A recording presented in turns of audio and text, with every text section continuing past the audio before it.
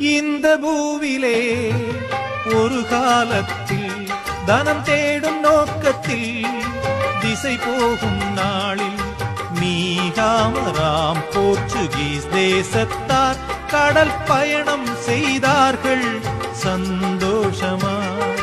சொல்லொணாததா புயலும் வீச, காணொணாததா இருளும் சூழ, மூழ்கவே கப்பலும் அந்தோம் அடிந்தோம் என்று தஞ்சம் தன்னை தேடினர் குளோரியா.